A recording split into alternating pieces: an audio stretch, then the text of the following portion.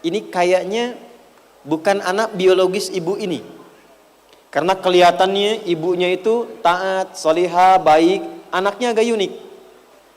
Maka setelah selesai belajar di kelas anak-anak itu, semua pulang, ternyata ibu yang tadi membawa kembali anaknya menyampaikan, Ustadz, saya senang dan terima kasih anak saya bertahan.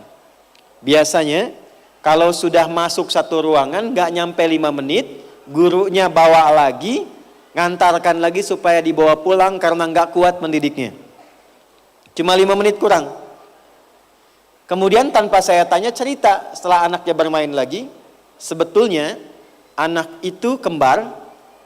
Saya dengan teman saya mengadopsinya untuk menyelamatkan dia, ikhtiar kami dari kebiasaan orang tuanya. Jadi ayahnya itu suka mencuri, ibunya suka mabuk.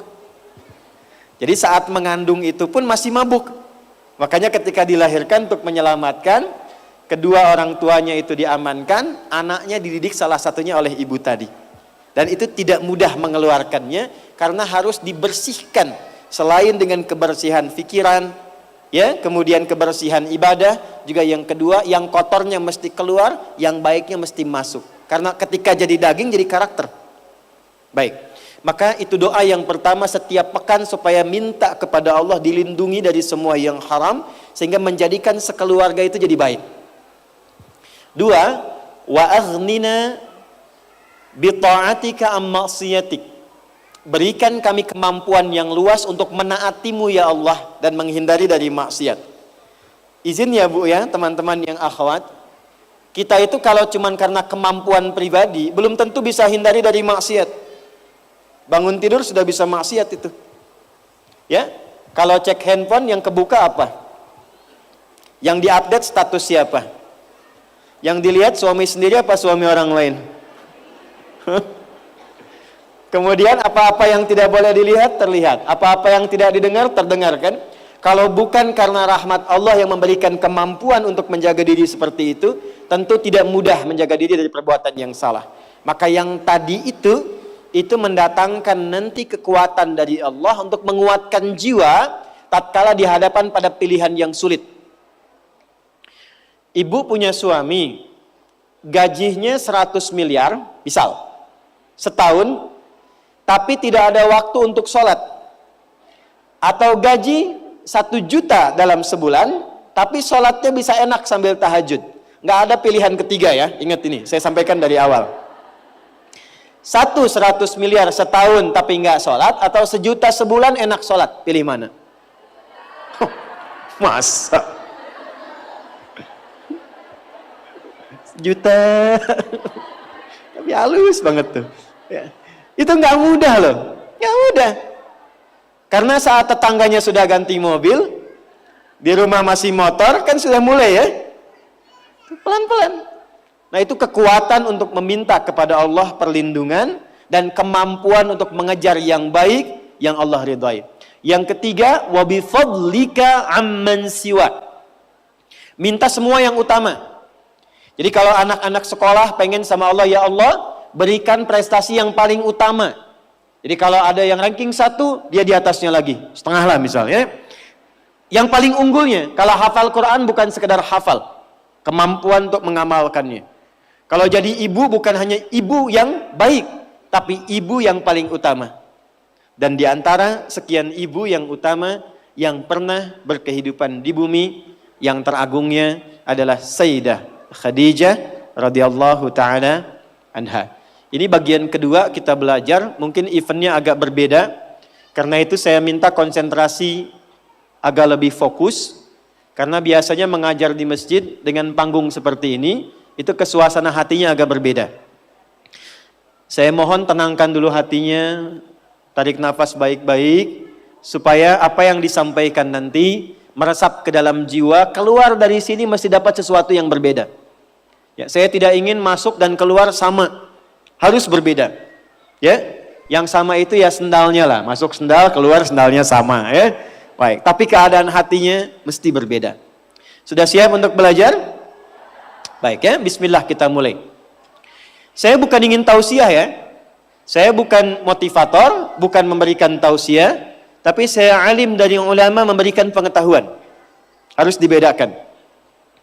Baik, kita mulai ke bagian kedua. Teman-teman yang akhwat yang baru bergabung, cek dulu di tayangan pertama sebelumnya, karena saya tidak ingin mengulang supaya waktunya tidak terlampau habis. Siapa Sayyidah Khadijah, nasabnya dari mana, ketemu nabinya seperti apa, sebelum masuk Islamnya seperti apa, itu sudah saya tuntaskan di edisi pertama. Sekarang kita masuk ke bagian keduanya. Bagaimana beliau bisa menata kurikulum dalam kehidupan rumah tangganya yang saat bersamaan bisa diterima oleh Allah dan Rasulnya, dan menempatkan beliau menjadi salah satu perempuan bukan hanya ahli surga, tapi pemimpin perempuan di surga. Dan kurikulumnya sudah diturunkan sampai kita bisa pelajari sekarang. Baik, kita mulai saja dengan cepat. 1. Setelah berumah tangga dengan Nabi Sallallahu Alaihi Wasallam, Sayyidah Khadijah tidak pernah merubah kebiasaannya. Dari yang pertama ini, apa itu? Beliau selalu menyesuaikan setiap aktivitasnya dengan visi dan agenda yang terukur. Jadi Sayyidah Khadijah itu, para ibu sekalian, itu di antara perempuan yang beraktivitasnya bukan apa adanya gitu. Kalau bahasa Koreanya, bukan engke kumaha, tapi kumaha engke gitu ya. Nanti bagaimana, bukan bagaimana nanti.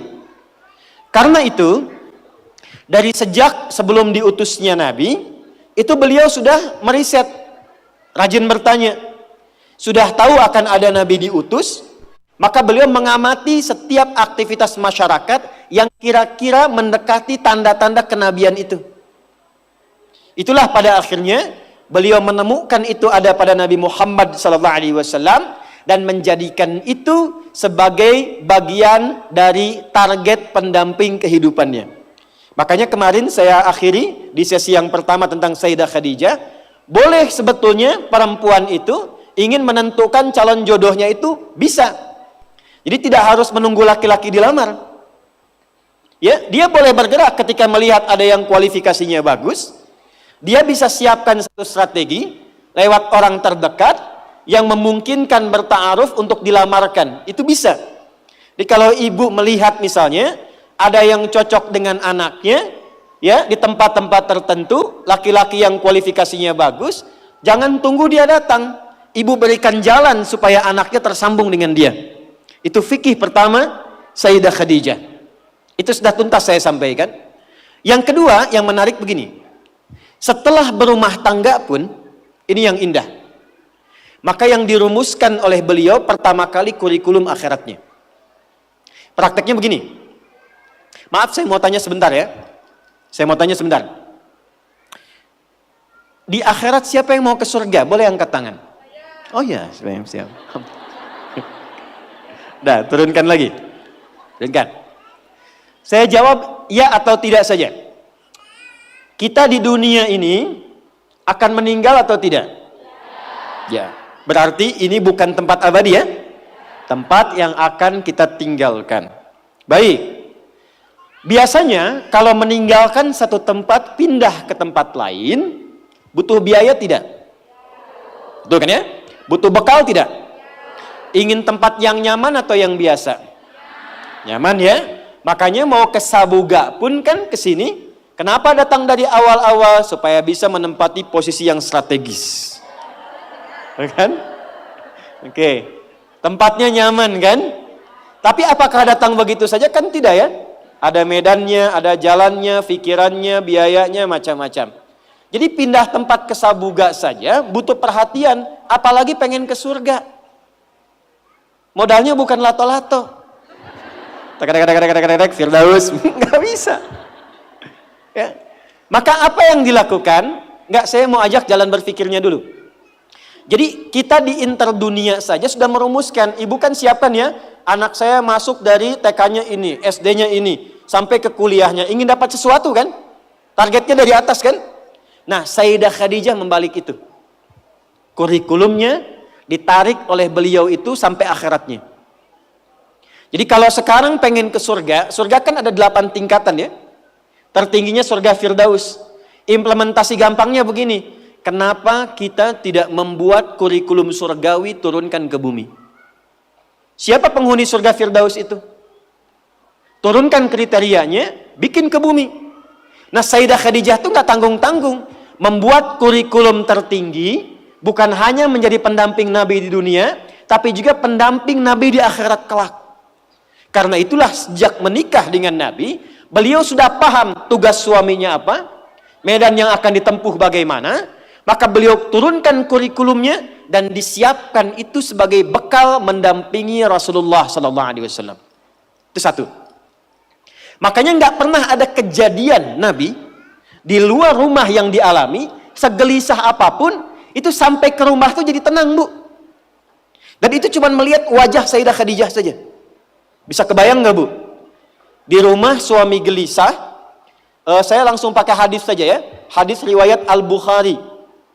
Di kitab Bad'ul Wahyi. Sampai hadis ke nomor 3 dari Jabir bin Abdullah radhiyallahu ta'ala anhu.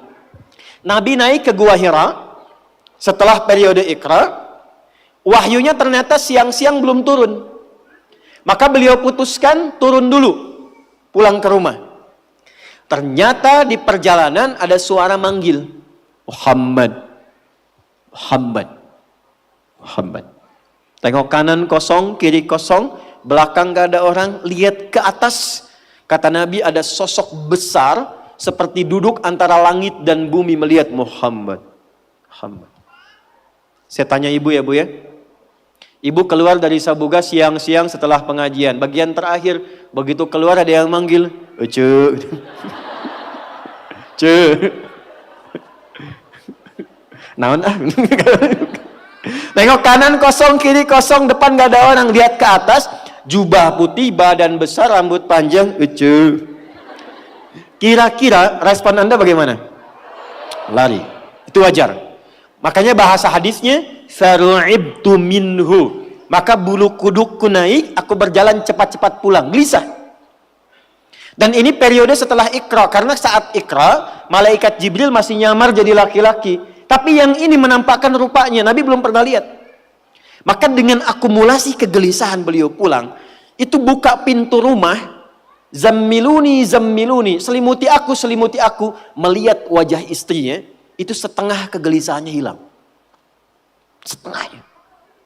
Dan ketika mendengar kata-katanya, diselimuti, bahasa kitanya kurang lebih terjemah yang agak dekatnya, "Suamiku sayang, engkau itu orang baik. Kau menyambung tali persaudaraan, kau membantu banyak orang, kau tidak pernah punya musuh, yakinkan pada jiwamu yang paling dalam, aku akan bersamamu dalam suka dan duka." Kapan terakhir ibu menyampaikan itu pada suami? Dan kata-kata itu luar biasa, mengalirnya dari hatinya, dari rahmahnya. Kan ada sakinah, ada mawaddah, ada apa? Apa beda mawaddah dengan rahmah itu apa? Kalau mawaddah, kasih sayangnya lewat materi. Maddah, ngasih hadiah. Suami tiba waktu lahirnya, ibu masakan kesukaannya, itu mawaddah namanya. "Ayah, selamat milad ya, mubarak, semoga tetap menjadi ayah yang baik, suami idaman," kan? Diberikan makanan, itu muncul rasa sayang, itulah mawaddah. Ibu misalnya sedang cemberut, suami pulang datang, suami senyum, "Mama, Masya Allah, kayaknya kenal ya, ini iPhone 14 misalnya." Nah, itu mawaddah namanya. Tapi maddah, materi, itu pemberiannya fisikal. Kadang-kadang nggak awet, hilang, selesai. Makanya waktu pernikahan, kenapa ada mahar? Dan kenapa dianjurkan yang bisa dipakai? Untuk mengingatkan rasa kasih kalau ada perbedaan pendapat dan perselisihan. Jadi kalau ada sedang beda pendapat, sedang rasa nggak enak, tiba-tiba sholatnya pakai mukena yang diberikan saat akad. Itu ingat lagi, luluh hati. Suami pun ingat kembali, luluh hati. Itu hikmahnya. Tapi kadang-kadang nggak abadi. Suami mau sholat, lihat ibu sudah nggak pakai mukenanya, kan sudah berbeda. Maka di saat itulah muncul rahmah. Rahmat itu kasih sayang yang keluar secara dalam dari lubuk hati. Nah, Sayyidah Khadijah punya itu. Dan itu nggak mudah menampilkan itu. Makanya setelah periode itu, apapun yang dialami Nabi di luar, gangguan dari Abu Jahal, keluarga sendiri Abu Lahab, dan abu-abu yang lainnya. Ya, itu saat pulang ke rumah tetap sekuat, sehebat apapun masalah di luar, pulang ke rumah lihat beliau netral semua, tenang lagi. Coba dicek ya. Suami pulang dari kantor, di jalan banyak kemacetan, di kantor banyak masalah. Assalamualaikum, buka rumah, ibu sambut di depan. Ayah, Abi. Coba lihat, kalau masalahnya hilang setengah saja, Ibu Khadijah.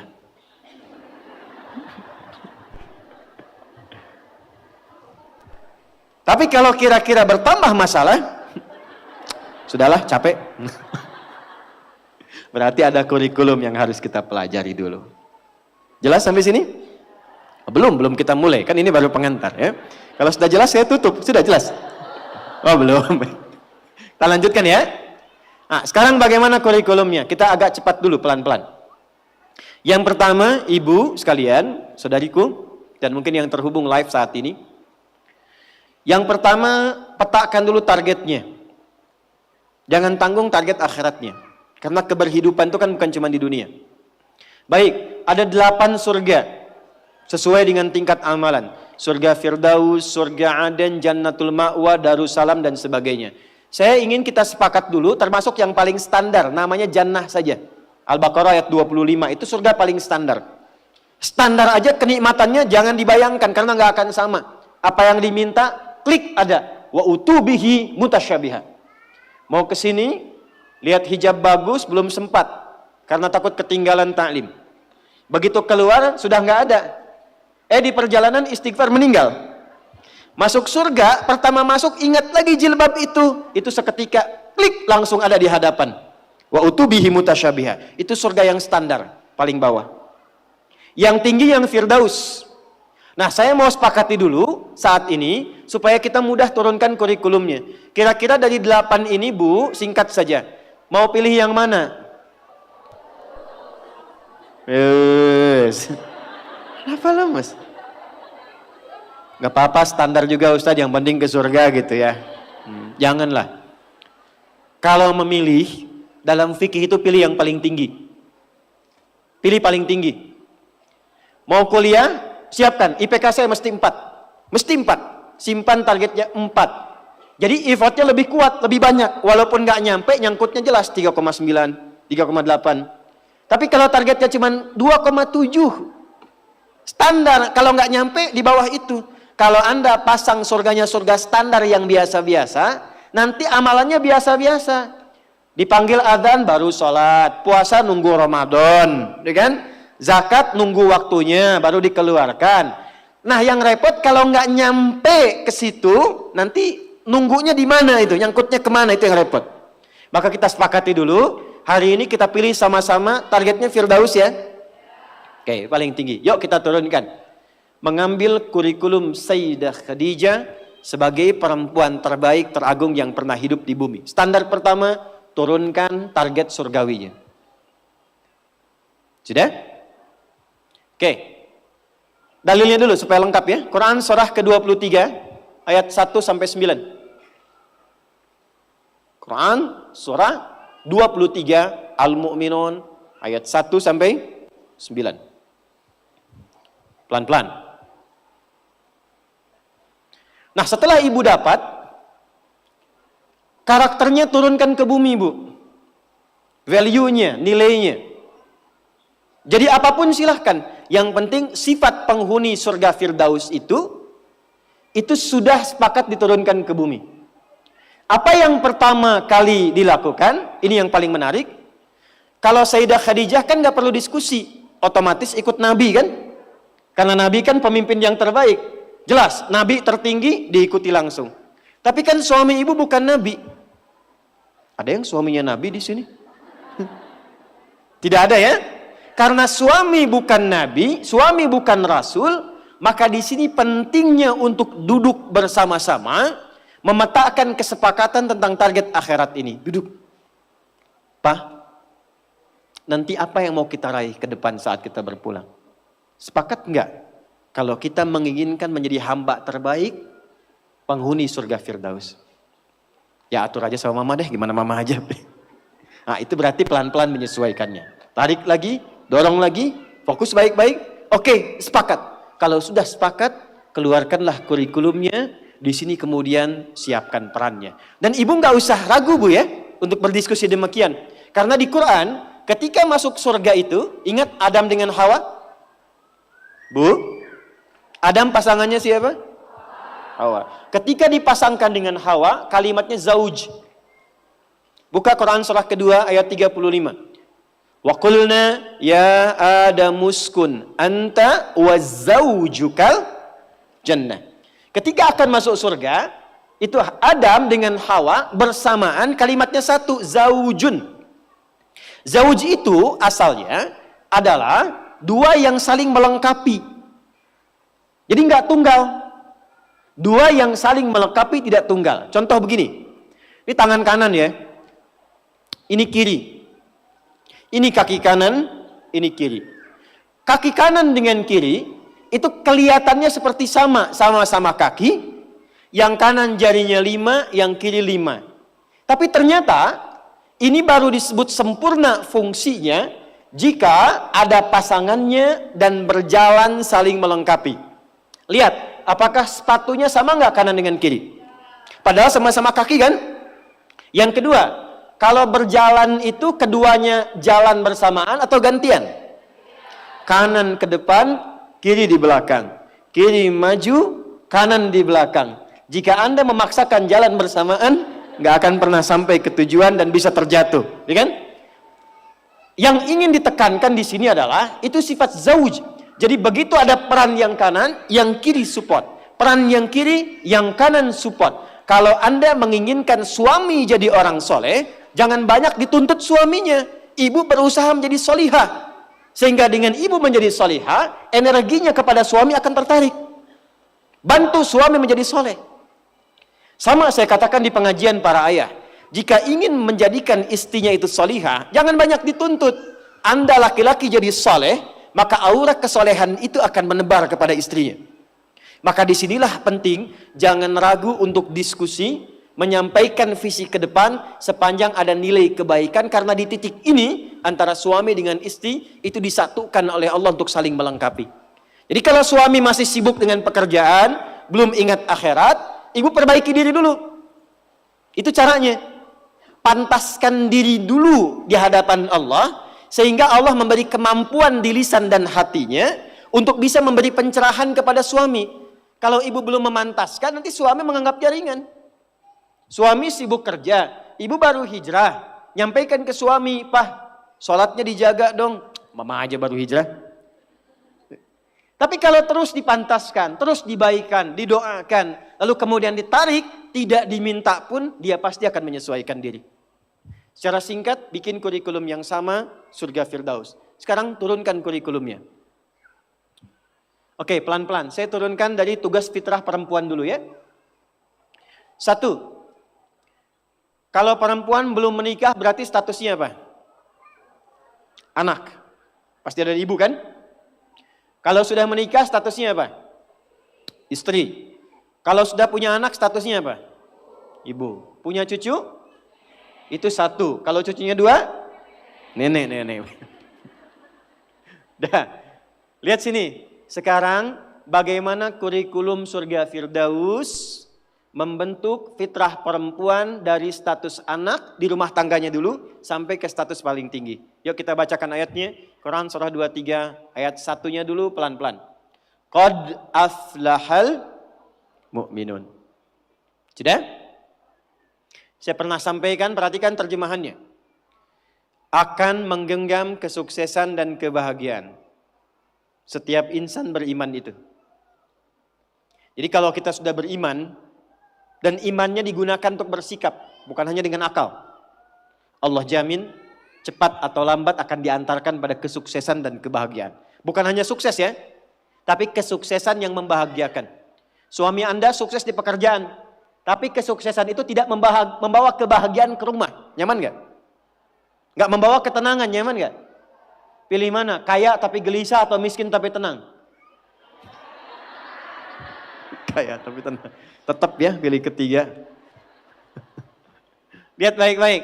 Maka lakukan semua dengan pendekatan iman. Kalau sudah pakai iman, bahasa singkatnya niatkan ibadah.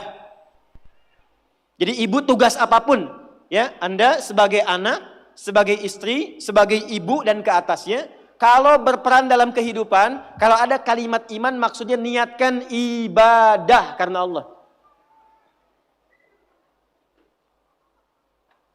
Maaf dengan kalimat ini.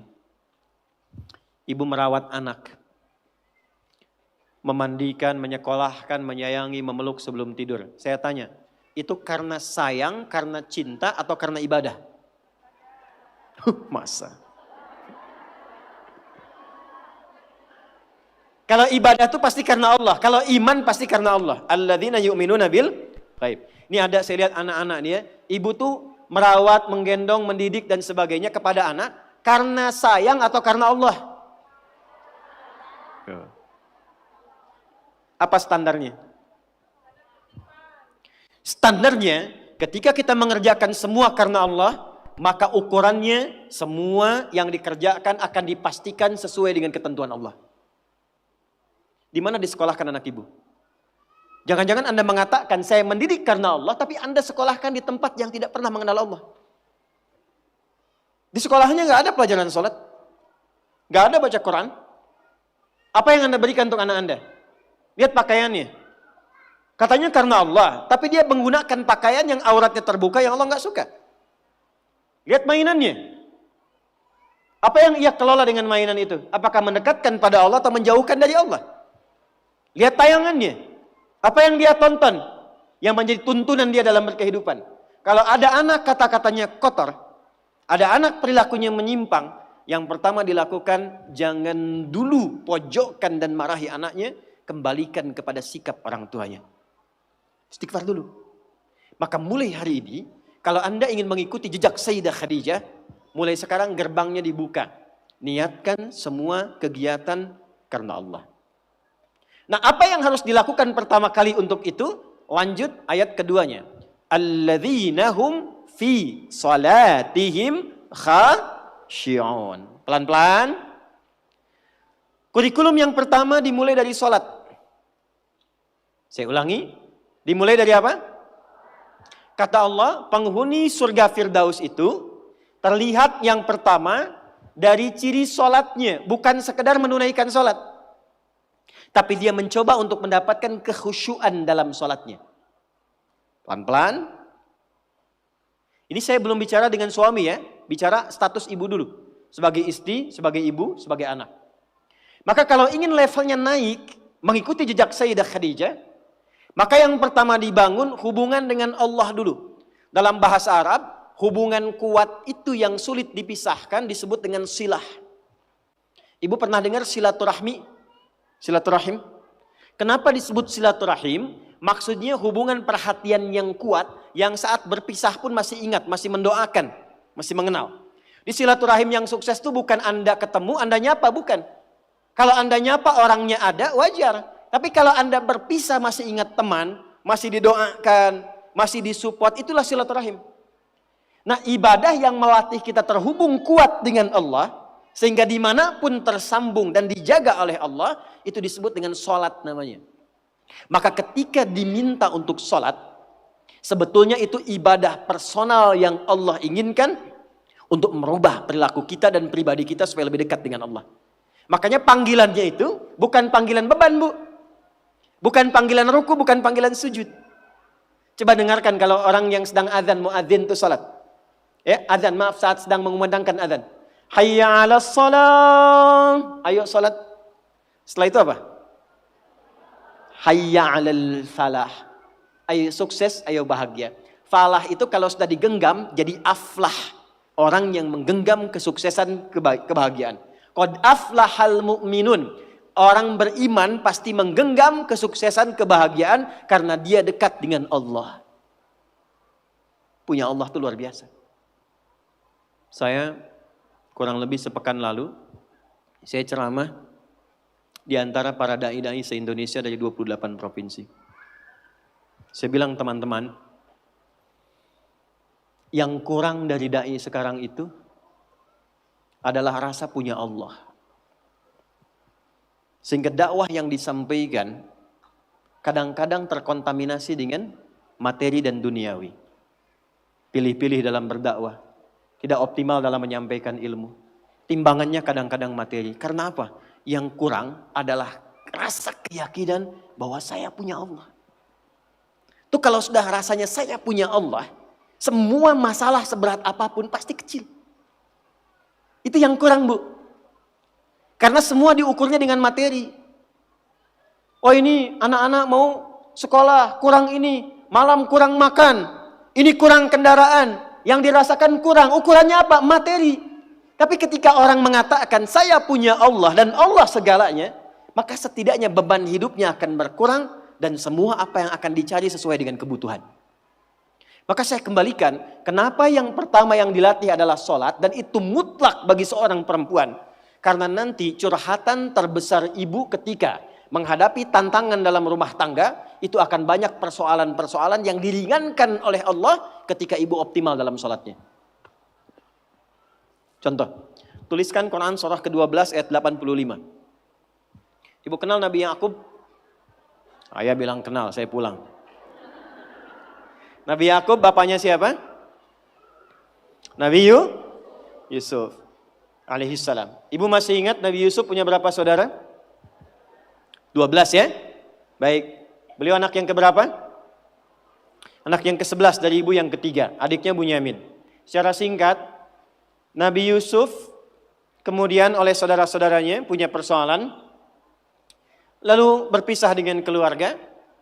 Tapi yang paling menarik adalah bagaimana ayahnya bisa memendam perasaan berpuluh tahun yang beliau memang tahu ini perilaku anaknya.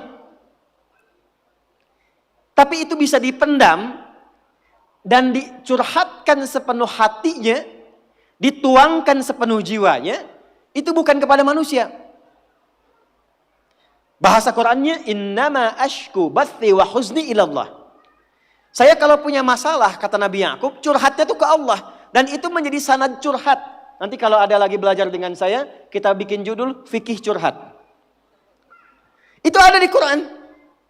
Jadi ketika Anda mencurhatkan, kata Nabi Yakub alaihissalam, saya itu kalau curhat langsung sama pemberi solusi. Setiap kali saya curhat, bukan hanya diberi solusi, tapi Allah beri jalan sampai mengangkat derajat. Apa yang dilakukan Nabi Yakub itu? Kapan beliau curhatnya? Saat sholat. Makanya semua nabi, semua rasul, bahkan Sayyidah Maryam itu punya mihrab untuk sholat. Nabi Musa sholat, Quran surah ke-20 ayat ke-14. Nabi Isa sholat, Quran surah ke-19 ayat 31 sampai 33. Nabi Ismail sholat, bahkan minta keluarganya sholat, Quran surah ke-19 ayat 55. Nabi Zakaria saat minta keturunan sama Allah, padahal kata medis gak mungkin punya keturunan. Itu curhatnya saat sholat. Quran surah ketiga ayat 38 sampai 39. Nah, ibu jangan kira pekerjaan tugas di rumah tangga itu akan lebih ringan dibandingkan dengan laki-laki yang bekerja di luar rumah. Belum tentu. Belum tentu itu. Makanya amalan pertama yang dikuatkan, dibimbing oleh Nabi. Kenapa sholat? Karena setiap nanti ibu punya persoalan, maka Allah memberikan dua jalan. Imma memudahkan persoalannya sebelum diterima. Bukan gak punya masalah. Bu. Kalau dibanding ibu, masalah saya paling banyak. Karena masalah ibu pun dimintakan saya juga yang menyelesaikannya kan. Pertanyaan. Itu kalau kita jawab pakai, maaf sekali, pendekatan diri kita sendiri. Kemampuan, emosi, intelektual, capek. Apa yang menjadikan itu ringan? Bukan berarti gak punya masalah. Kadang-kadang Allah ringankan masalahnya sebelum dialaminya. Sehingga masalah yang serupa bagi orang berat, bagi dia ringan. Karena diringankan di awal. Ibu bersyukurlah, catat ini kalimat saya. Kalau ibu jaga sholat dengan baik, nanti saya tunjukkan yang pernah saya katakan minimal 40 rakaat saja. 40 rakaat. Kalau yang sholat fardu berapa?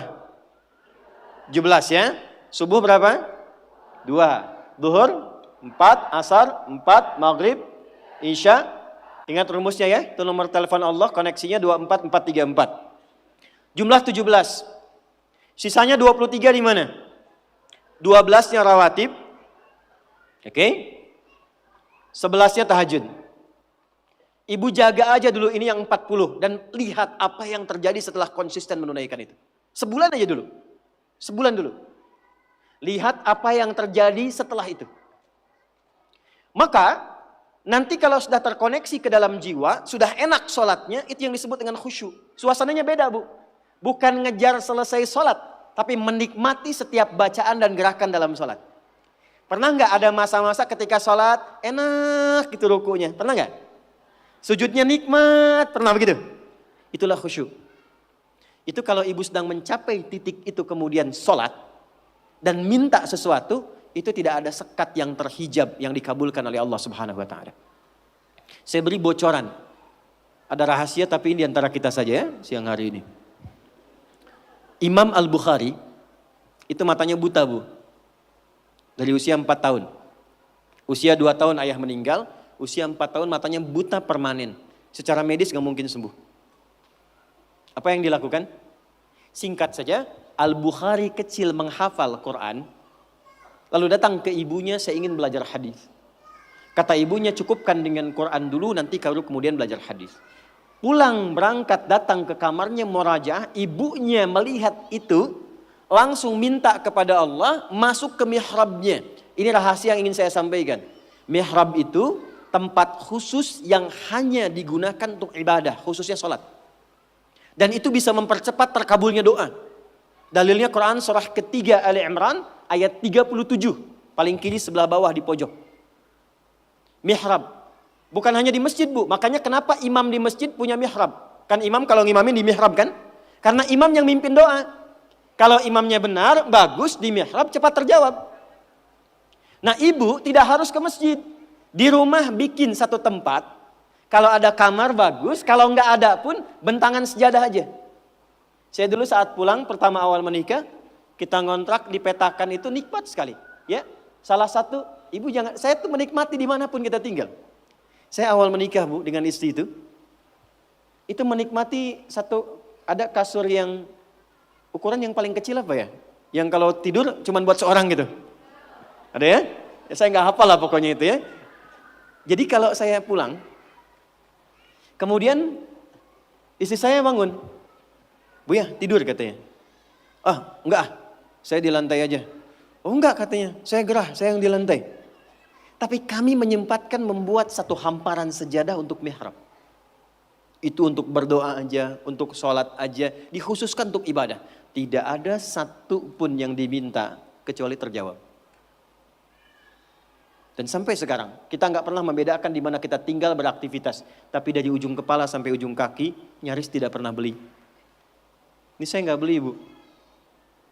Ya, tapi kalau ada yang baru biasanya yang sudah ada saya lepas. Kemarin saya lepas 1 datang 2 peci. Ini nggak beli ini. Sampai ke bawah, sampai ke sendal tuh nggak beli. Ini kacamata kalau ada model baru tiba-tiba datang, saya nggak tahu dari mana. Ujung kepala sampai ujung kaki. Itu mihrab. Yang mau saya katakan, ibu jangan lihat saya. Allah berikan kesempatan yang sama untuk semua hamba. Curhatkan di situ, ibunda Imam Al-Bukhari masuk ke mihrabnya, sholat 2 rakaat. Memohon kepada Allah supaya disembuhkan mata anaknya, berdoa sampai tertidur.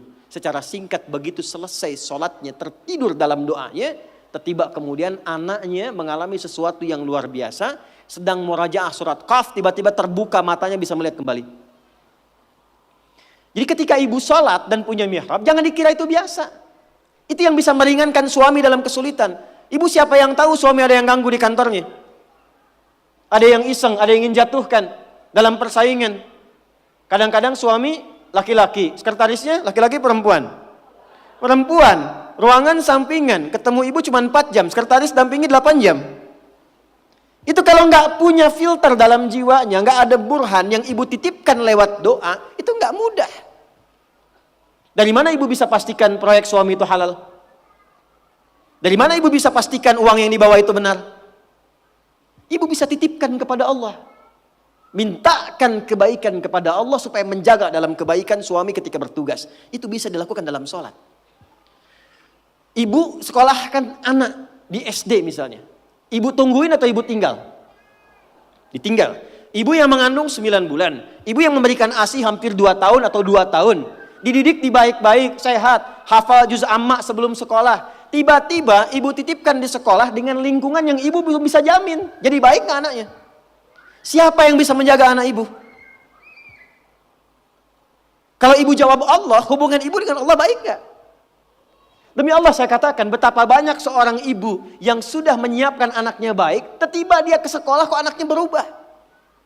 Kata-katanya jadi nggak betul, perilakunya jadi menyimpang, susah diingatkan. Siapa yang bisa menjaga itu? Saya tunjukkan satu kisah yang luar biasa. Bu, kalau ada 10 rapat, 9 memilih A, yang 1 memilih B. Yang diikuti yang mana? Ini rapat ya. Ada rapat menentukan 2 pilihan. 9 memutuskan A, 1 memutuskan B. Pilih mana? A kan? Yang 9 ya. Tapi yang terjadi, yang 1 yang diikuti, yang 9 ditinggalkan. 10 saudara Yusuf rapat. Yang 9 mengatakan, uqtulu Yusuf. Bunuh aja Yusuf. Penyebab kita itu kurang dapat perhatian dari ayah kan Yusuf. Kalau Yusuf yang nggak ada, perhatian ke kita semua. 9 memutuskan bunuh Yusuf. 1 mengatakan, jangan dibunuh. Lemparkan aja ke tempat gelap. Yang penting kan Yusufnya nggak ada. 9 memilih A, 1 memilih B. Dan biasanya setan kalau menggoda itu nggak akan tanggung. Langsung ke tingkat tertinggi. Tapi apa yang terjadi? Yang dipilih ternyata yang 1. Oke, kita sepakat gak usah dibunuh. Lemparkan. Alqihi fi ghayabatil jubbi yaltaqithu ba'da sayyarah. Lemparin aja ke tempat gelap. Apa yang menjadikan mereka terjaga sehingga tidak jadi membunuh Yusuf dan alih-alih membunuh menempatkan di tempat gelap. Ternyata itu adalah doa orang tuanya yang sering menitipkan anaknya kepada Allah. Ibu nganterin anak ke sekolah, dititipkan gak sama Allah? Atau cuman bye-bye, salaman, lepas, tinggal, pulang? Titipkan bu, doakan.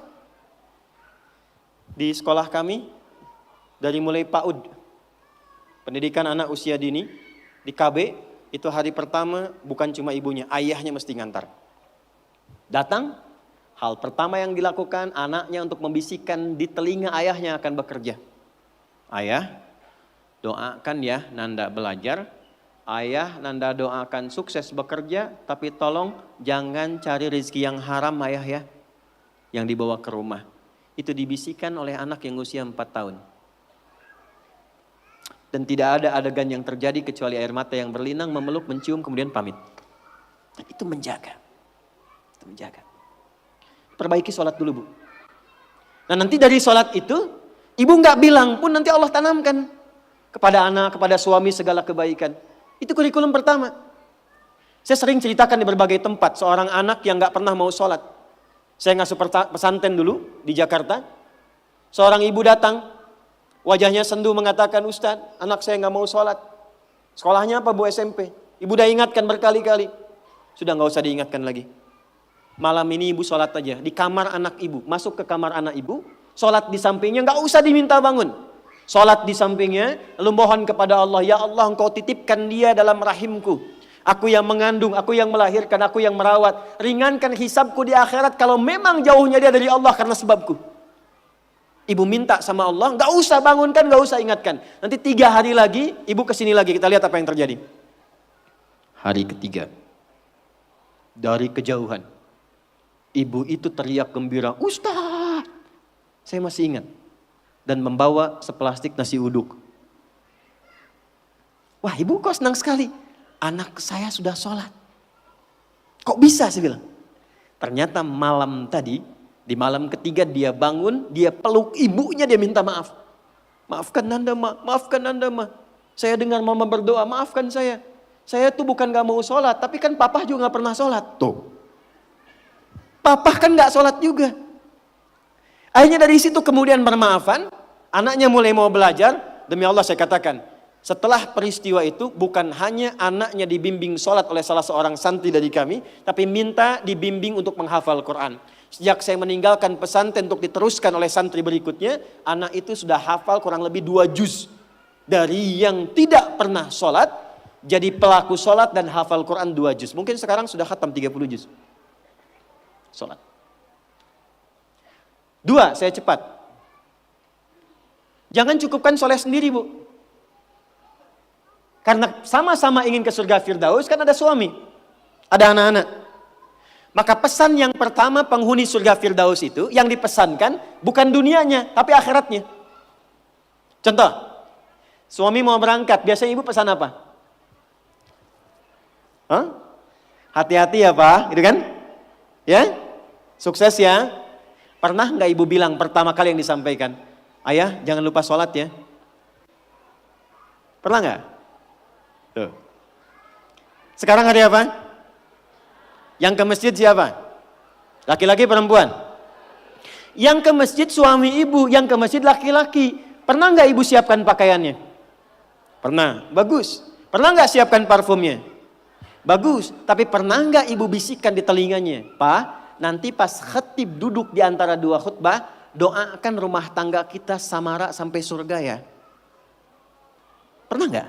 Belum. Padahal di situ ada pesan kuatnya. Di situ ada hikmah indahnya. Ini ternyata sholat itu ketika dimunculkan ciri pertama, kita kemudian tebarkan ke semua anggota keluarga. Anak-anak yang di pesantren boleh angkat tangan. Siapa ibu yang anaknya di pesantren? Boleh angkat tangan. Oke, turun lagi. Suka nelpon kan ya? Nanya ya? Baik, yang pertama ditanya apanya? Apa kabar? Bekal cukup? Belajar bagaimana? Ya, baru jangan lupa sholat ya. Balik, telepon, sudah sholat belum? Akhiratnya dulu. Kan penghuni surga Firdaus. Sudah sholat belum? Sudah belajar, baru makan. Tutup di akhir, jangan lupa ranking 1 ya. Dan ini akan menjadi pembeda Bu. Saya 97 masuk pesantren, ayah saya meninggal. Ibu apa adanya, kalau saya cerita kita berhenti ta'lim. Jadi saya agak percepat. Saya jaga komitmen sholat ini sampai satu ketika bekal habis. Mungkin ibu saya lihat ini. Karena ibu saya biasanya tak pernah meninggalkan saya live, pasti lihat. Bekal habis saya lari ke wartel, saya telepon. Ma, bekalnya habis. Apa jawab ibu kami? Dan saya tahu itu nggak ada bekal. Kata ibu kami, sabar ya nak. Mungkin setelah ini Allah akan bantu, mungkin ada yang datang membantu dan seterusnya. Sabar dulu. Iya mah, tutup, bismillah, sabar. Itu nggak nunggu lama keluar dari wartel, datang paman ngasih uang saku untuk sebulan. Dan itu bukan 1-2 kali terjadi.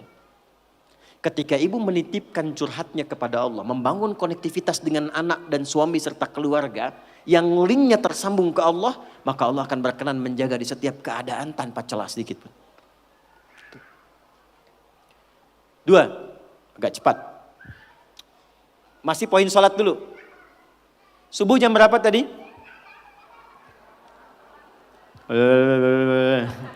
Subuh jam berapa? Ya paling gampang kan 4:30 gitu kan. 4:30-nya 4:30, 4:33 atau 4:35? 4:35, baik. Zuhur jam berapa? 12:05, 12:02, terjadi perbedaan pendapat, gak apa-apa, tipis-tipis. Asar jam berapa? 15:20, maghrib jam berapa? Isya jam berapa? Baik, baik. Anak-anak sekolah jam berapa? 10. Tidur jam berapa? Suami kasih untuk belanja tanggal berapa? Hafal ya untuk dunia ya. Bu, kalau cuman hafal waktu sholat itu iman standar. Surganya standar. Penghuni surga Firdaus, dia menyiapkan sebelum waktunya. Oleh karena itu pulang dari sini, jangan sampai di rumah nggak ada jadwal sholat bu. Print out, bikin. Saya suka tempelkan di dinding rumah, di kamar, kadang-kadang di meja makan. Sehingga begitu yang terlihat sebelum nunggu menu makan, waktu sholat. Jelas? Oke. 2. وَالَّذِينَ 'anil 'anil lagwi mu'ridun. Agak cepat. 2. وَالَّذِينَ هُمْ 'anil lagwi mu'ridun. 2. وَالَّذِينَ هُمْ 'anil lagwi mu'ridun. Agak cepat. 2. وَالَّذِينَ هُمْ 'anil lagwi mu'ridun. Kita nanti akan bahas 3 saja. Walladzina hum, orang-orang yang menginginkan surga Firdaus itu, anil lagwi, dari hal yang tidak penting, yang tidak ada manfaatnya, mu'ridun, dia hindari. Saya ulang ya. Dari segala hal yang tidak bermanfaat, dia menghindarkan diri dari segala yang tidak penting. Jadi penghuni surga Firdaus itu orientasinya yang bermanfaat saja. Yang penting apa? Kalau ada pertemuan, manfaat gak? Penting gak? Ada kumpul-kumpul, penting gak? Ada pengajiannya bermanfaat atau cuman kumpul-kumpul datang saja? Penghuni surga Firdaus, dia petakan semua kegiatannya dalam frame segala yang bermanfaat, segala yang penting saja. Sekarang mulai ibu evaluasi, bawa ke rumah. Dari ujung kepala sampai dengan ujung kaki. Mohon maaf sekali, pelan-pelan. Mohon maaf sekali. Cek ya. Cek. Coba agenda selama ini yang sudah dilakukan. Berapa kali lisan berkata yang tidak baik? Mata melihat yang tidak baik. Ibu punya agenda perkumpulan di mana saja? Anak-anak ditempatkan di tempat ngumpul di mana saja? Cek evaluasi semua, termasuk aktivitas suami, kira-kira bermanfaat gak untuk kehidupan? Dudukan semua itu, kemudian telaahi dengan baik, bikin kurikulum, maka mulai belajar, misalnya ambil target per bulan. Latihan dari lisan dulu. Sepakat semua keluarga. Pak, anak-anak, kita sebulan latihan berkata yang baik-baik ya. Kalau ada nggak sepakat, katakan dengan cara yang baik. Kalau melihat ingin bertutur, katakan dengan cara yang benar. Yang tak bermanfaat, jauhi. Ketemu teman dengan siapa? Suka belajar Al-Arba'in nggak? An-Nawawiyah. Lihat hadis nomor kedua. Ini info dari Umar, kata beliau, bainama nahnu julusun inda Rasulillah. Kami itu kalau duduk-duduk santai, yang dicari itu yang terbaik. Kalau masih ada nabi, nabi yang kami cari. Bayangkan, dalam duduk santai, yang ngobrol santai, yang kadang cerita, itu yang dicari orang baik. Kenapa? Karena orang baik itu kalau canda pun pasti ada manfaatnya. Kalau dia ngobrol ringan pun pasti ada maslahatnya. Sekarang coba, ketika ibu bertemu dengan teman, bikin pengajian, bikin tempat kumpul, kalau ingin masuk ke dalam golongan surga Firdaus, pastikan bukan hanya profesinya. Semua apa yang dikerjakan, nilainya berada pada nilai kebaikan. 3, agak cepat. Nanti setelah ini baru kita masuk ke Sayyidah Khadijah.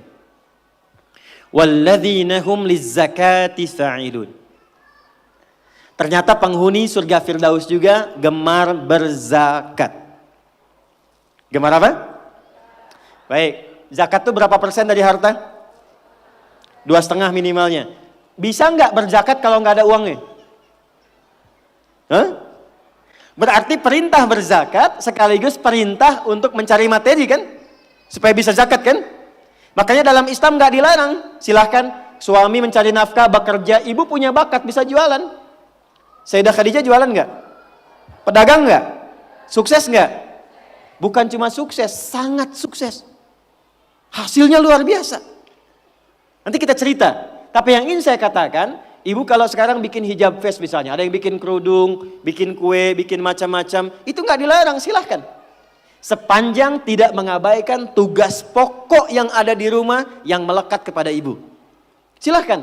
Tapi niatkan tujuannya untuk apa? Niatkan tujuannya untuk mengabdi kepada Allah supaya bisa zakat. Ini saya tanya nih, ini yang di luar nih banyak yang jual hijab dan sebagainya, termasuk teman-teman yang mungkin punya kreativitas. Ada yang di makanan, ada yang di macam-macam. Saya mau tanya, itu berdagang itu supaya untung atau supaya ibadah? Hah? Untung nggak dilarang, tapi kalau supaya untung masih dunia. Kalau ibu, ini saya kasih rumus ya, ibu meniatkan aktivitas dagangnya, niaganya, itu diniatkan sebagai ibadah untuk memenuhi zakat saja, maka yang paling dahsyat, Allah akan percepat kemampuan untuk mendapatkan itu. Karena hadisnya jelas, innamal a'malu biapa? Biniat. Begitu niatnya untuk zakat, dapat tuh. Ya Allah, saya sudah sholat maksimal, saya sudah berdoa, mohon selama hidup ya Allah berikan kesempatan untuk zakat. Gak usah banyak-banyak ya Allah, 25 juta aja supaya bisa zakat.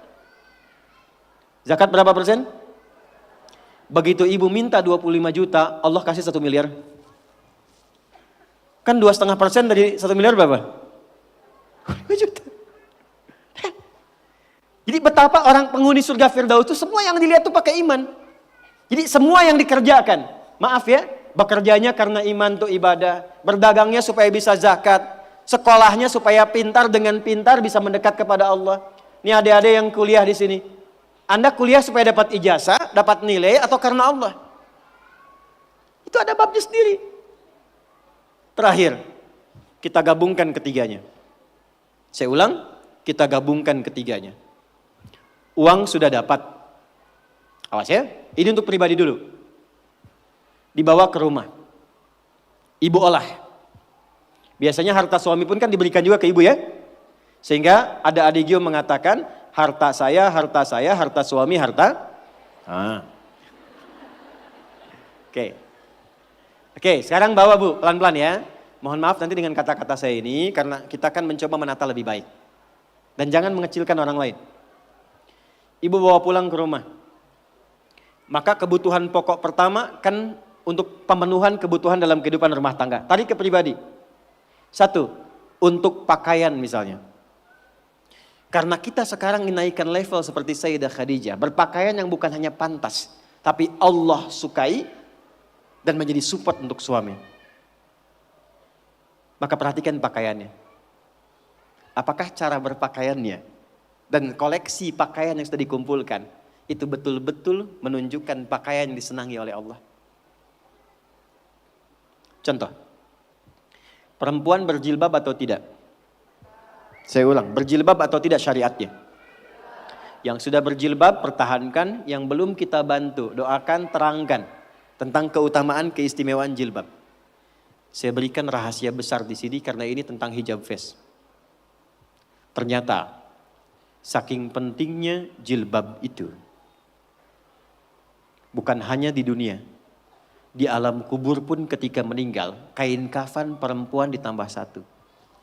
Yang laki-laki nggak punya. Apa itu? Kerudungnya. Saking pentingnya. Jadi ketika dalam kehidupan dunianya pun misalnya belum mengenakan sepenuhnya, itu saat pulangnya mesti dipakaikan kerudungnya dalam kafannya. Sebetulnya apa fungsi jilbab itu? Yuk, kita tarik dulu pelan-pelan. Buka Quran surah ke-33 Al-Ahzab ayat 59.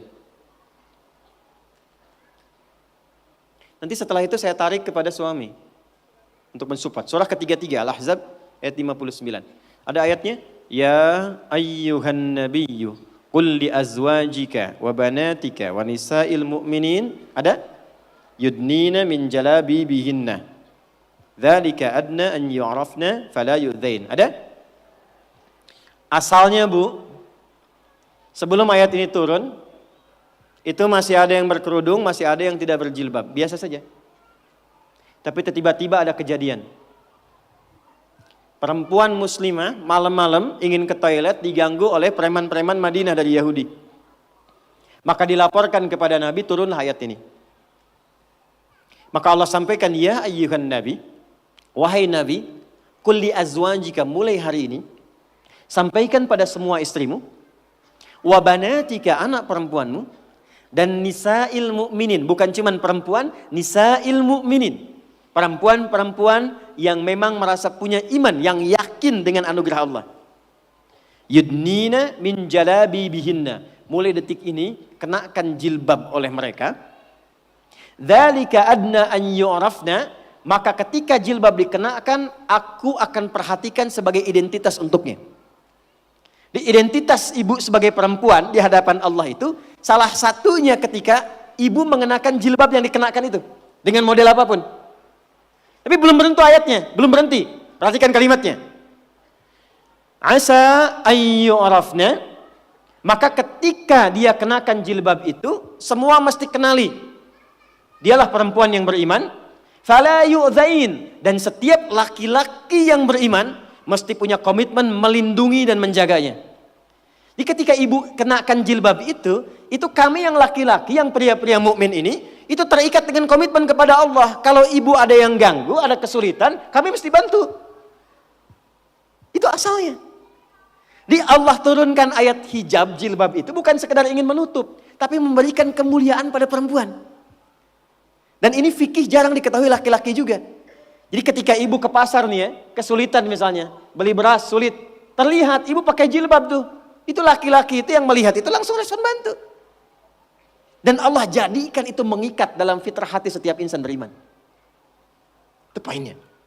Sekarang ingin saya katakan, ketika Allah memberikan hadiah yang sangat luar biasa dan mengistimewakan, diambil nggak? Diambil nggak? Maka perhatikan, kalau di era Sayyidah Khadijah hasil niaganya diserahkan untuk dakwah Nabi, maka di era kita dibalik. Apa yang dihasilkan oleh suami diolah oleh istri perempuan, ada pendapatan dari istri dikumpulkan, coba dari situ kreasikan untuk membeli atau mendapatkan sesuatu yang Allah sukai. Punya anak perempuan, apa yang Allah sukai dari perempuan ini? Ibu kalau nggak percaya silakan ya, kasih makanan yang halal, kasih pakaian yang paling benar, nanti cek, masukkan dia ke sekolah Quran. Demi Allah saya katakan, tidak tunggu lama dia akan cepat mendapatkan hafalan Qurannya. Karena ibu menyiapkan dia untuk mendapatkan kalam Allah dengan penampilan yang Allah sukai. Jelas? Oke. 4, sekarang kita masuk kurikulumnya.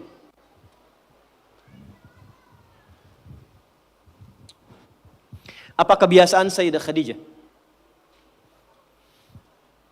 Sudah? Yang pertama, beliau menyempurnakan tugas di rumah tangga yang tidak membebani Nabi ketika pulang. Saya ulang, beliau menyempurnakan tugas di rumah tangga yang tidak membebani Nabi ketika pulang. Bu, kita menghargai semua perkembangan pengetahuan, teknologi, peradaban dan sebagainya. Tapi ibu jangan sampai lemah dalam satu hal ini.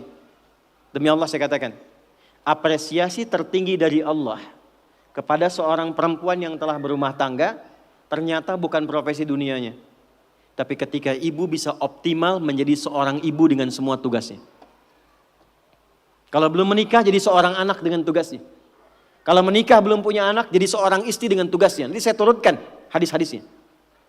Jadi ibu itu ke surga, maaf ya, kalau nanti masuk dengan izin Allah misalnya, tingkat tertingginya itu bukan karena misalnya aktif mendampingi kegiatan di luar. Bukan karena aktif punya kegiatan banyak dengan teman-teman, bukan. Yang paling utama itu di rumah anak bagaimana. Sehingga ketika suami pulang, dia membawa satu hasil dari kegiatannya, dalam lelahnya dia menikmati candanya yang telah menyelesaikannya istrinya. Itu bu, setiap apa yang dikerjakan kalau benar demikian, perhatikan hadisnya di At-Tirmidzi. Idza shallatil mar'atu shalataha wa shamat shamaha wa hafizat farjaha qila laha yaumal qiyamati udkhulil jannata min haitsu syi'ti. Kalau ada seorang perempuan enggak pernah salat sunnah, cuma salat fardu saja. Enggak pernah puasa sunnah, puasanya Ramadan saja. Dia menaati pada suaminya, menjaga kehormatan keluarganya. Dia menempatkan tugas di rumah sebagai tugas utamanya. Maka apa yang terjadi? Qila laha yaumal qiyamati, dikatakan kepada perempuan ini saat kembali kepada Allah di yaumil hisab, udkhulil jannata min haitsu syi'ti. Cepat langsung masuk surga dari pintu mana saja yang kamu kehendaki. Enggak ada hisab. Sekarang ibu enggak dilarang, silakan. Pengajian banyakin, optimalkan. Tapi dengan pengajian itu balik bawa ilmunya kepada anak. Kalau perlu aja. Kegiatan di luar silahkan. Tapi jangan sampai, maaf, ibu aktif di luar, tapi anak ibu dititipkan pada orang lain. Sehingga dia mendapatkan karakter dari perawatnya, bukan dari ibunya. Jadi wajar kalau dia nggak kenal ibunya. Wajar kalau nggak akrab. Wajar kalau dia mencari jati diri di luar. Karena dia nggak kenal ibunya. Nanti kalau saya dengan ayah, saya bicara fikih ayah. Sehebat-hebatnya ayah, sesibuk-sibuknya di luar, itu di Quran selalu dialognya anak dengan ayah, nggak pernah dengan ibu. Ibu pernah dengar misalnya ada dialog ibu dengan anak di Quran? Enggak ada. Selalu ayah, anak, ayah, anak. Kenapa? Karena fungsi ibu itu sudah di rumah yang paling utamanya. Maksud fungsi di rumah itu adalah capaian dengan anaknya optimal. Kasih sayangnya, curhatnya diterima, perawatannya, candanya. Kenapa banyak dialog dengan ayah di Quran? Karena ayah kesibukan banyak di luar. Jangan sampai karena sibuknya itu lupa dengan keluarga di rumah. Karena ternyata yang ditunggu anak itu adalah sosok orang tuanya. Nah sekarang sudah ayahnya sibuk, ibu ikutan sibuk. Apakah salah? Tidak. Salah itu ketika ibunya sibuk, anaknya tidak mendapatkan orang tuanya. Itu problemnya. Dan itu banyak ditemukan sekarang. Ibu silahkan, mau sebanyak apa sih mau dikumpulkan? Bangga kalau statusnya bisa diupdate. Bangga kalau sudah banyak penampilan bisa dirubah. Ibu nggak khawatir kalau anaknya mencari perhatian di luar. Ibu nggak pernah bahkan sempat menyapanya. Cuman ketemu, berangkat, tidur, ketemu lagi. Lalu apa yang mau dicari dari apa yang dikumpulkan itu? Saya ini kalau pulang, sejak saya punya anak pertama, sekarang punya anak yang kelima, tidak pernah saya pulang nyampe rumah dipanggil dengan panggilan yang biasa teman-teman panggil. Ustadz, Kiai, Syekh. Gak pernah saya pulang datang rumah, Kiai. Gak ada. Ustadz. Dari dulu anak saya ketika saya pulang datang, dia tunggu, bahkan ada yang nunggu sampai jam 11 malam. Anak usia 3-4 tahun nunggu sampai jam 10, jam 11. Buya kapan pulang? Saya kalau kemana pun ada tas bu yang saya bawa. Di dalamnya ada hasil karya anak kami yang paling kecil. Dia gambar-gambar lama, kasih love. Kemudian kasih kayak orang-orangan dia gambar. Dia tuliskan, minta tolong kepada kakaknya nomor 2 yang perempuan. Tuliskan, I love you Buya. Dan dia cuma tunggu ayahnya. Yang dia pengen bapaknya. Jadi begitu pulang ke rumah, dia tunggu, dibuka pintunya, Buya. Gak pernah dia panggil Ustaz gitu. Gak ada. Ya, main kuda-kudaan yuk. Ya udah jadi kuda kita jam 11 malam. Tidur. Tapi itu yang indah. Dan itu sesuatu yang sangat luar biasa. Nah, Sayyidah Khadijah itu sebelum Nabi pulang itu sudah khatam. Makanya kita belum pernah dengar kan kisah cerita Fatimah merewelkan Nabi. Pernah nggak? Umi Kulthum merepotkan Nabi? Nggak ada. Dan selalu silent kisahnya. Pulang ke rumah itu selalu kisah di rumah itu tenang. Nggak ada satupun bab problem rumah tangga Nabi dengan anak. Nggak ada. Siapa perannya? Sayyidah Khadijah, karena beliau mengerti optimalnya harus dari beliau. Sehingga ketika suami pulang nggak ada diskusi beban lagi yang bertambah untuknya. Silahkan punya aktivitas di luar rumah. Tapi ibu akan dimuliakan sebagai seorang ibu, anak dan istri ketika pulang kembali ke akhirat kelak. Itu satu. 2, saya agak cepat sekali. Yang pertama prioritas keluarga bu, anak. Untuk ibu ya. Selanjutnya, harta. Mohon maaf sebesar-besarnya. Sayyidah Khadijah, walaupun mendapatkan penghasilan dari aktivitas dagangnya, tidak pernah menjadikan bagian harta beliau hanya untuk dikuasai bagi pribadinya. Dan gak pernah ada perjanjian pranikah misalnya. Ya Muhammad SAW, saya nikah punya harta segini ya. Kalau nanti ada kejadian ini jangan diambil ya, gak pernah. Apapun yang diusahakan, maka dikumpulkan menjadi satu untuk mensupport cita-cita mendapatkan yang tertinggi di hadapan Allah. Ibu apapun yang didapatkan kalau punya penghasilan, pendapatan dan sebagainya, dudukan jadi satu sebagai harta keluarga bersama. Rumuskan untuk anak-anak. Anak pertama mau kemana? Bikin tabungan, bikin persiapan. Anak kedua seperti apa? Anak ketiga bagaimana? Bicara dengan suami. Maka ini diantara ciri yang pernah diajarkan oleh Sayyidah Khadijah. Sekalipun dagangannya cukup banyak, tapi semua yang dihasilkan untuk mensupport kegiatan yang diarahkan pada tujuan yang sama. Surga. Jelas? Oke, yang terakhir. Ini saya pun mengakui saya agak kurang di sini. Sehingga kalau istri saya lihat juga, insya Allah nggak akan protes. Meluangkan waktu untuk diskusi. Bicara ngobrol. Saya ulang ya. Meluangkan waktu untuk diskusi, bicara, ngobrol yang saling menguatkan, bukan mengungkit kekurangan.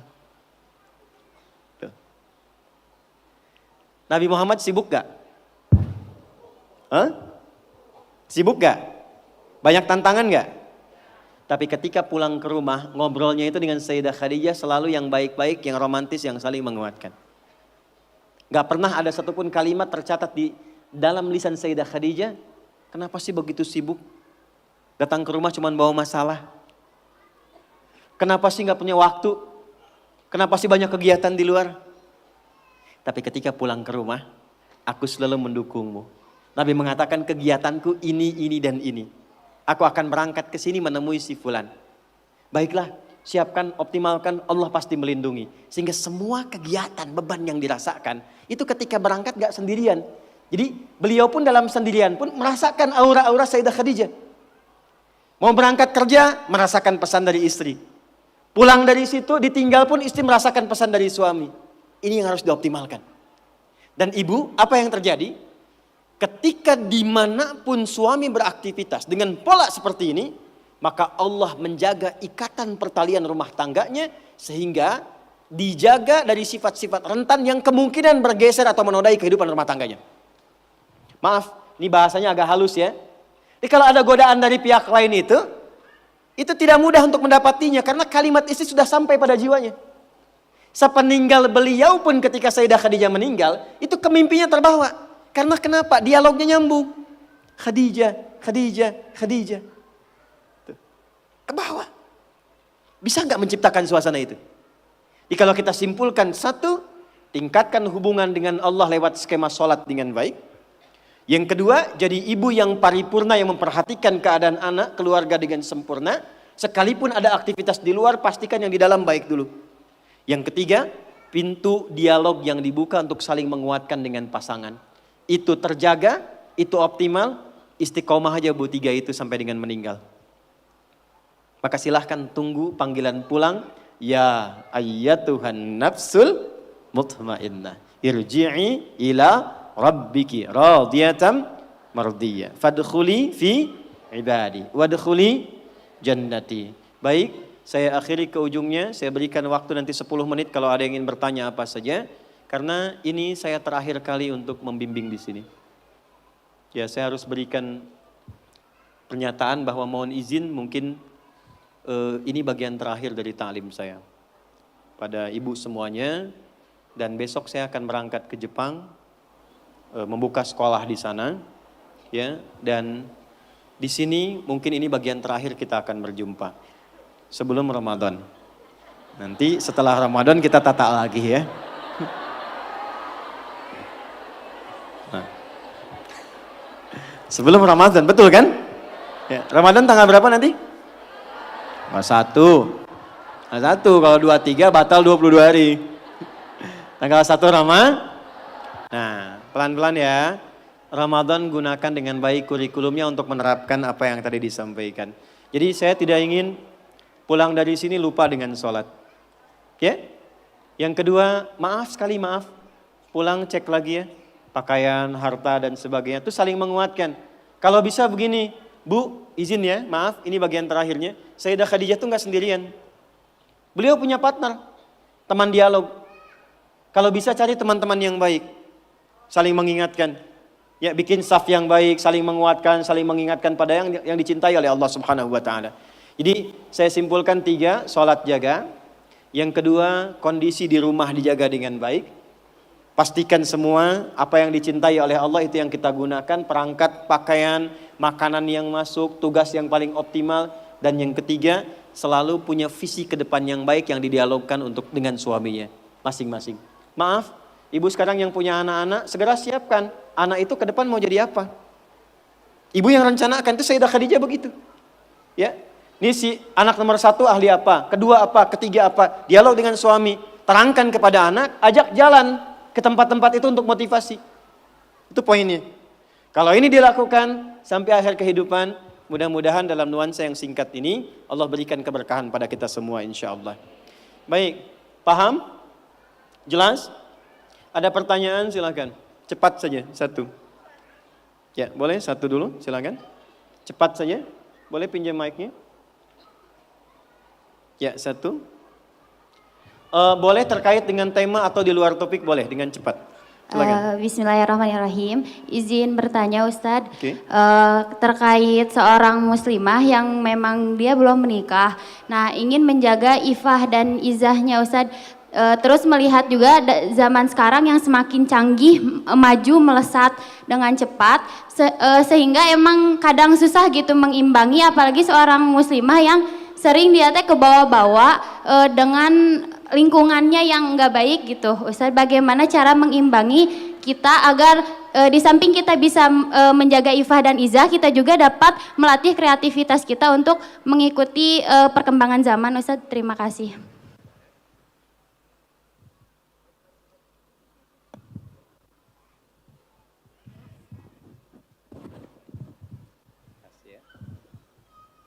Saya jawab dulu. Yang pertama begini. Saya bacakan dulu hadis Nabi sallallahu alaihi wasallam. La taqumus sa'atu, dalam perjalanan waktu nanti akan ditemukan suasana. Pertama, taqarubuz zaman. Waktu semakin cepat berlalu. Jadi setahun kayak sebulan, sebulan kayak sepekan, sepekan kayak sehari, dan sehari cepat sekali sekilatan waktu. Terasa nggak sekarang? Kayaknya baru kemarin, sekarang ketemu lagi kan? Oke, teruskan. Taqarubul aswaq, pasar mudah diakses. Terjadi percepatan digitalisasi. Dulu berangkat ke pasar pakai angkot, gitu kan? Kemudian turun, beli sesuatu. Sekarang klik, datang ya. Di masa-masa itu akan terjadi seperti apa yang Anda sampaikan. Kata Nabi, tantashirul fitan. Godaannya makin banyak. Fitan itu jama dari fitnah. Dari pergaulan, dari perpecahan, dari hoax, dari polarisasi, yantashirul kadzib, banyak manipulasi. Maka dalam suasana itu apa yang Nabi bimbing kepada kita untuk menjaga dalam kebaikan? Satu, pilih teman-teman terbaik. Suhbatus salihin. Kalau di perempuan, suhbatus salihat. Pertama bagaimana? Misal, lihat apa yang sekarang porsinya kita kerjakan. Anda sebagai mahasiswi misalnya, ketika berangkat cari teman-teman yang baik, yang kira-kira mendekatkan kepada Allah. Pintar, saleh, baik, bisa punya visi yang sama-sama yang baik. Sehingga apa dengan teman-teman yang baik ini? Maka jika kumpulannya ada, minimal dia akan saling menjaga. Maka Imam Nawawi menulis satu kitab, isinya 1896 hadis tentang petunjuk menemukan orang-orang yang baik. Dikenal dengan nama Riyadus Shalihin. Oke? Di Riyadus Shalihin ini yang pertama, beliau mengajarkan satu, maka setiap kita mesti punya visi dulu, program yang kita jaga. Contoh, misalnya Anda ingin jadi apa nih untuk yang Anda jaga, Anda banggakan di hadapan Allah sampai pulang. Misal, saya mau pulang kepada Allah dengan kebanggaan rutin tahajud. Saya mau pulang kepada Allah dengan kebanggaan sebagai ahli Quran. Saya pengen pulang kepada Allah dengan kebanggaan misalnya ahli sedekah. Maka dari sini bikin program. Siapkan. Saya sambil kuliah menghafal Quran. Saat akan dieksekusi, cari teman yang baik. Identifikasi siapa teman-teman yang kira-kira bisa diajak separtner dengan program yang Anda siapkan. Maka ketika Anda temukan itu, ngobrol, jadikan satu, ikuti bareng-bareng, bikin schedule dalam keseharian. Saling mengingatkan. Bikin grup misalnya, bisa tahajud sama-sama, saling mengingatkan. Bisa telepon, saling setoran. Ketemu misalnya di tempat yang sama, yang dibicarakan dalam kebaikan. Konsisten dengan itu semua. 3, ketika terfikir akan berbuat yang menyimpang, maka kata para ulama, bayangkan seketika akan diwafatkan. Contoh, ada pergaulan yang tidak bagus, diajak ke tempat yang kurang baik. Ketika akan Anda hadir ke tempat itu, bayangkan seketika Anda diwafatkan oleh Allah Subhanahu wa taala. Maka kalau kita bisa keluarkan, punya kurikulum, programnya disiapkan, punya teman yang baik, niatnya diperbaiki, dan terjaga dari maksiat, insya Allah dengan konsistensi seperti ini, itu akan terjaga dan tidak akan terpengaruh dalam setiap perkembangan zaman. Tahu ikan di laut ya? Warnanya banyak kan? Tapi tidak pernah asin kan? Kenapa? Karena dia punya prinsip dalam beraktivitas. Maka dimanapun Anda beraktivitas, kalau Anda punya prinsip sebagai seorang muslimah, punya capaian target yang harus diraih, dijaga dengan teman-teman yang baik, maka insya Allah saya kira semua akan saling mengingatkan dan tidak menjaga Anda sendirian terombang-ambing dalam keburukan. Jelas ya? Wallahu ta'ala a'lam bis-shawab. Silakan. Agak cepat. Saya dengar, ya. Bismillahirrahmanirrahim. Assalamualaikum warahmatullahi wabarakatuh. Waalaikumsalam. Pertama-tama izinkan saya mengucapkan alhamdulillah. Baik. Karena pada akhirnya saya bisa menanyakan ini langsung dengan Pak Ustadz Gurundat. Baik, terima kasih. Saya di November, maaf ini urusan pribadi ya. Ah, di November kalau 2002 saya Sudah izin Bu, Ya, pribadinya untuk Ibu atau boleh orang dengar? saya sepribadi. Kalau pribadi yang kira-kira kalau orang dengar menjadi kurang bagus, nanti Ibu boleh sampaikan terpisah. Enggak apa-apa. Baik ya, saya beri sesi iya. nanti Iya. supaya Ibu bisa sampaikan terpisah setelah ini. Baik ya? Terima kasih, Boleh ya? Pak Ustadz. Ya, silakan ke Assalamualaikum belakang. warahmatullahi Salam.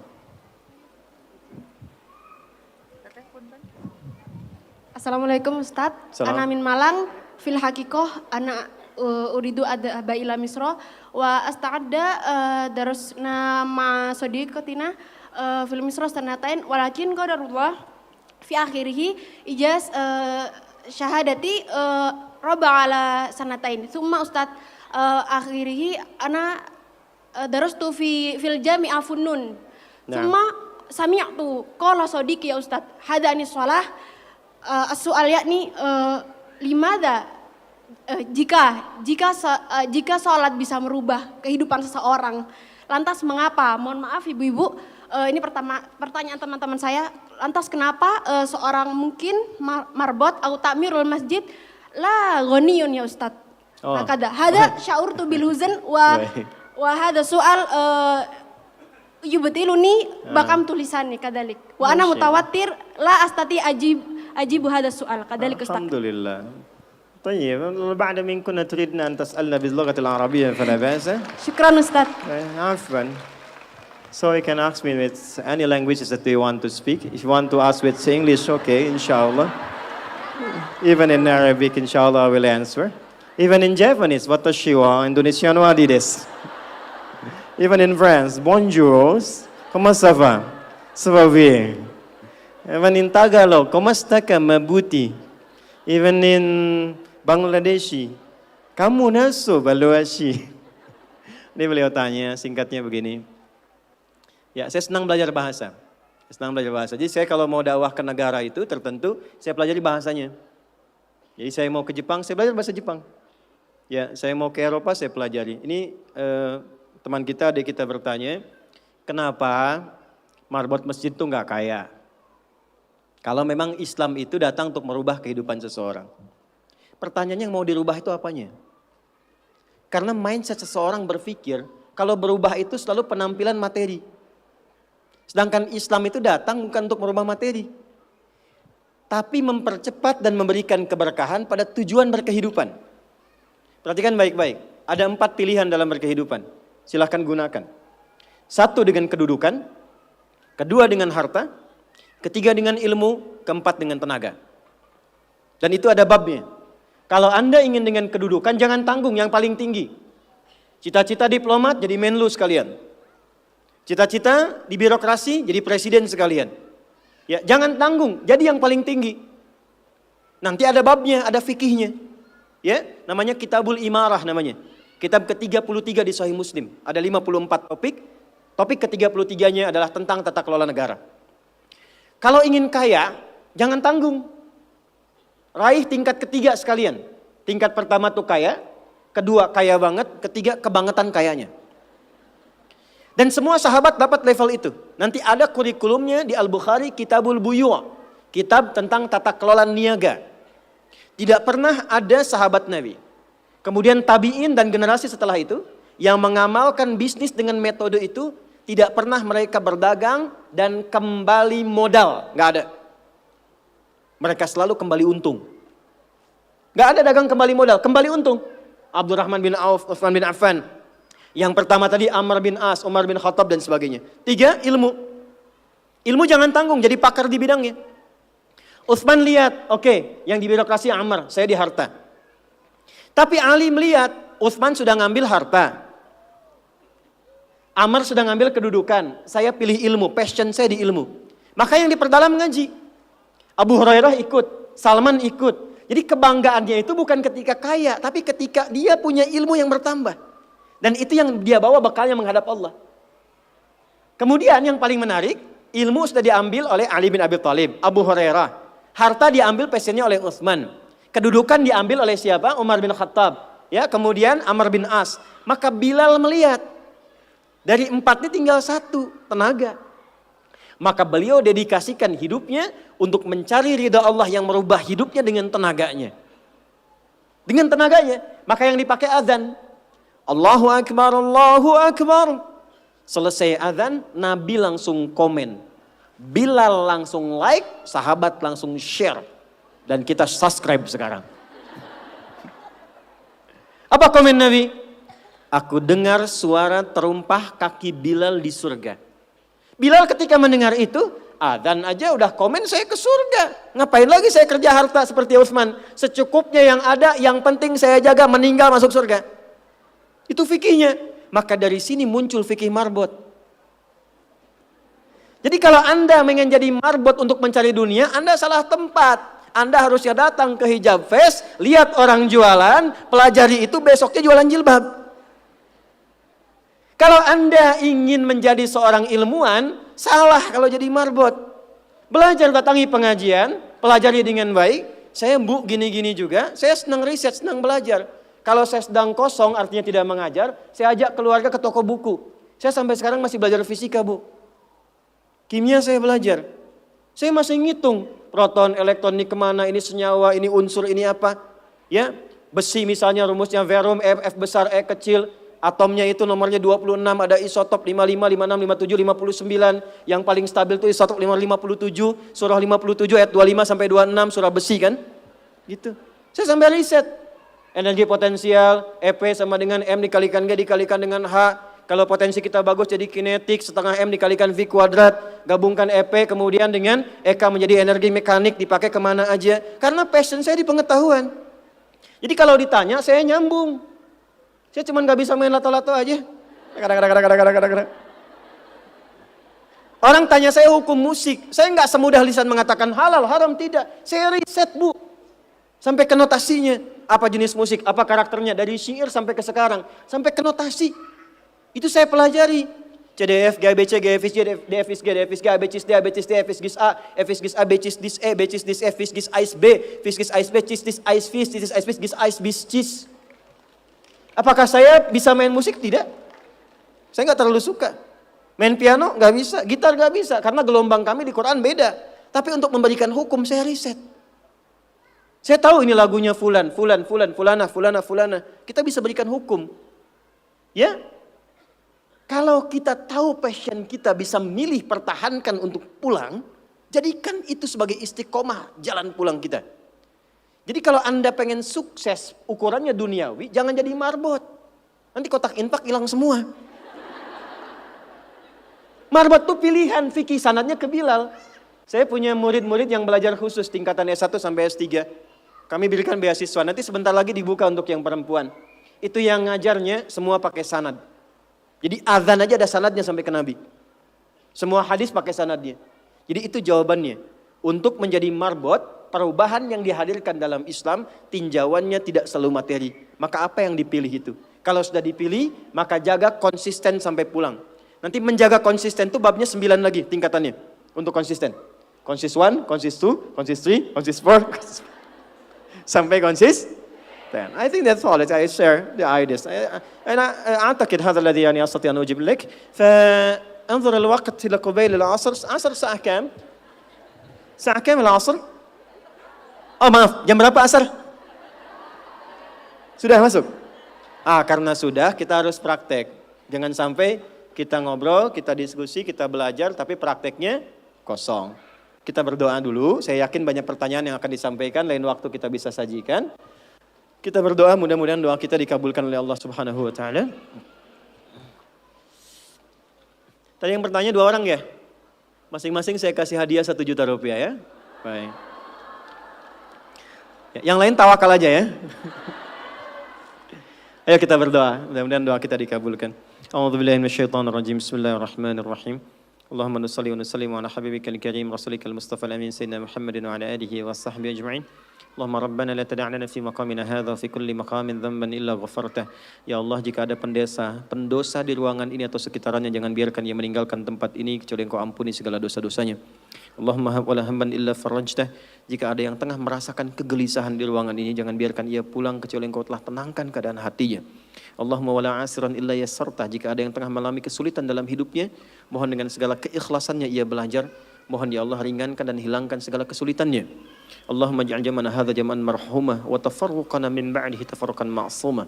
Ya Allah, Mohon jadikan pertemuan kami saat ini pertemuan yang mengeratkan kebaikan dan mendekatkan kami denganmu. Dan bila pun kami mesti berpisah, jadikan perpisahan kami yang meratkan silaturahim dalam kebaikan yang engkau sukai. Allahumma ja'alna min ibadikal muttaqin as-salihin. Ya Allah, jadikan kami termasuk hamba-hamba yang engkau nilai soleh dan takwa dalam pandanganmu. Waj'alna min ibadikal ladzina nuhibbu ya Allah Rasulullah sallallahu alaihi wasallam min ummatihi salihin. Dan jadikan kami termasuk pecinta Rasulullah, umatnya yang soleh yang ditunggu oleh beliau di telaga Firdausnya.